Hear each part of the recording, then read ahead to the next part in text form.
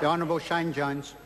Tēnā koe, Mr Speaker. Such is the gravity of the subject, it requires a full 10-minute speech. Sir, we're supporting this bill, and it's important to bear in mind that this bill remedies a situation that, whilst it began when Maurice Williamson was a minister in the early 90s, in actual fact, sir, it worsened over the last decade or two. And I just want to, sir, isolate a few important things that have happened. Local government found the difficulty so severe they couldn't even secure reinsurance in the international reinsurance markets, sir, and their exposure has grown as the problem has increased. I'd be, sir, the first to admit, during the period of time while I was the Minister of Building, it was a difficulty that bedevilled...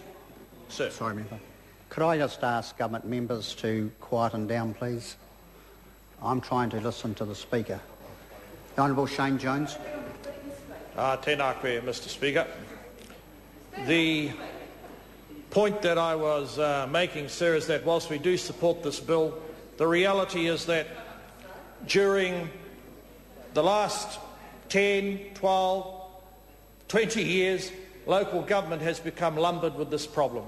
And, sir, full marks to the Minister for finding a way for the Crown to contribute. I look forward to hearing the submissions, sir, on the Select Committee, because at the end of the day, the submitters are going to focus on how, in practice, will the Crown be assuring them as they go into debt that they can actually gain access for the Crown percentage of the money. Similarly, sir, how will local government also offer a bankable level of assurance? And most importantly, sir, how are we ever going to convince the trading banks domiciled in New Zealand, otherwise known as the Aussie banks, how are we going to convince them, or should I say the Crown, to step up to the plate? Because a key weakness, sir, reflected in the policy at the moment, I venture to say, is going to be the unwillingness of the banks to actually provide homeowners with additional capital to address the problems. They are already overexposed, sir, in relation to property in New Zealand. Thousands of New Zealanders already have what are called aquarium mortgages, i.e. the value of the property has receded below the level of the mortgage. So I suggest, sir, that during the Select Committee process, when the Bankers Association comes and makes its submission, that members on the committee focus on what is it that the banks might be expecting from the Crown and underwrite, perhaps, in order for them to extend dough to these individual homeowners. So I've met a number of these homeowners, and the lesson to be taken is that in areas around Auckland, if anyone seeks your advice about buying a property, buy nothing unless it has at least 600 or 800's worth of eaves. And if it is a 1950s, 1960s bungalow, buy it 1,000% quicker than you'd buy anything that looks like a Mediterranean construction. Because, sir, I fear that they are permanent aquariums, and that those building designs will never ever cope with the New Zealand climate, and the people who have escaped scot-free for having blighted our local urban landscape with these buildings will never be fully held to account. So, sir, I know my presence has been missed on various committees. I might actually improve the intellectual quotient on the other side of the House by from time to time sort of arriving that. I can't improve on that offered by my colleagues here. I can't do that. All I can do, sir, is sort of make up for the defects on the other side there, etc. However, so I don't want to be too uncharitable tonight, because I haven't had the chance to acknowledge my Ngāti Porou distant kinswoman, Hekia Parata. So I want it known that this woman worked in the general area of housing in her time. So it is relevant to this broad ambit within the bill about what I'm to say. Craig Foss, despite his pugnacity, didn't make it. Amy Adams, despite her knowledge of being Parliament's most knowledgeable lawyer and accountant, couldn't mix it. Hekia, however, a figure of elegance, style, humility, a woman of few words, has now replaced, retiring, shy, has now replaced Pansy Wong. So, sir, just as the Ngāti Porou say Hikurangi Mountain, the first to see the sun, expect more of that rhetoric from Hekia in the future.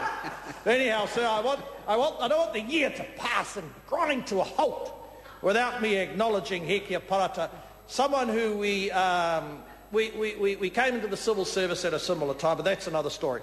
So, part of the difficulty with what this bill is addressing is that unless the builders of the future and the designers and the architects can improve their general level of skill, there's no guarantee, if we're going to continue on with these very complicated building designs that are not suitable for Aotearoa, that we're not going to have this recurring problem.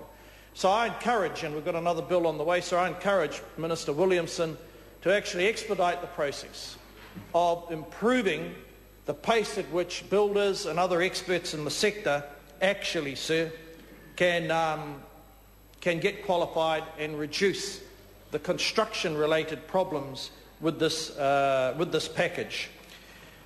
So, as I said earlier, a number of us have met the families that are struggling and are stranded, condemned to live in the apartments and the shoddily constructed buildings here. And in some respects, sir, as harsh as it might say, often the best thing for some of them, and a number of them have done it, is to just cut their losses and move on. It has mental health implications, it's destroyed marriages, it's ruined families, etc. And sir, whilst this will represent a remedy, it's only a partial remedy. Because at the end of the day, the owners, if they want to remain in those dwellings, are going to have to go out and go further into debt. And whilst they might not have the opportunity to have another crack at the Crown or local government, etc., in a sense, I do think that that is unfair. But having said that, also, I believe we'll hear, sir, through the submissions, that the ratepayers and the taxpayers, unless they want to turn this into some sort of multi-century Treaty of Waitangi settlement process, will want to see an end to the point at which property owners are no longer able to come back. Because who are they tapping, sir?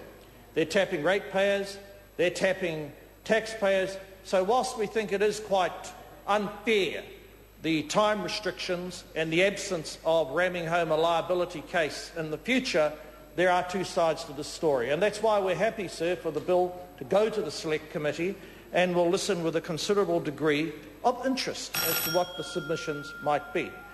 So this has been predominantly a problem in Auckland, some in Wellington, a few in the South Island, but it has been largely an Auckland-based experience.